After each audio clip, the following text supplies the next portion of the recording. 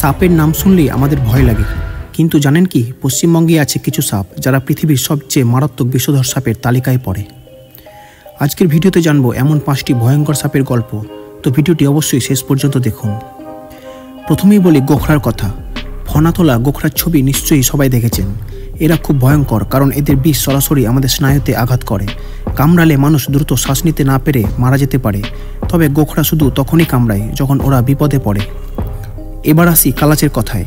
কালাচকে চেনা খুব কঠিন। দেখতে কালচে নীল আর শরীরে সাদা দাগ থাকে।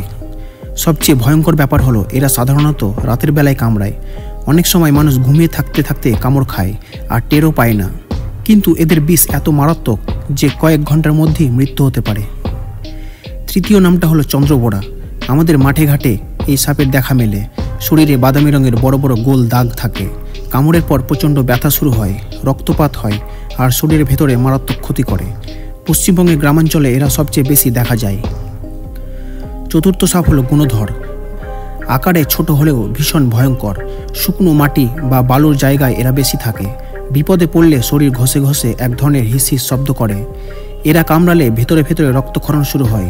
তাই এই সাপকে ছোট ভেবে ভুল করা একেবারেই ঠিক নয়। শেষে আসি বিশ্বের দীর্ঘতম বিষধর সাপ কিংকোবরার কথায়। সুন্দরবন আর পাহাড়ি এলাকায় এর দেখা মেলে। লম্বায় প্রায় 18 ফুট পর্যন্ত হতে পারে। এর কামড়ে এতটা বিষ বের হয় যে বড় প্রাণীও মারা যেতে পারে। তবে একটা ভালো দিক হলো কিংকোবরা মানুষকে খুব কমই আক্রমণ করে।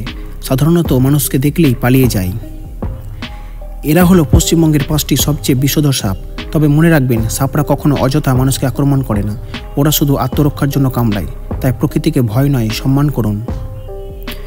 ভিডিও ভালো লেগে থাকলে লাইক দিন আর নতুন নতুন রহস্যময় তথ্য জানতে আমাদের চ্যানেল সাবস্ক্রাইব করতে ভুলবেন না।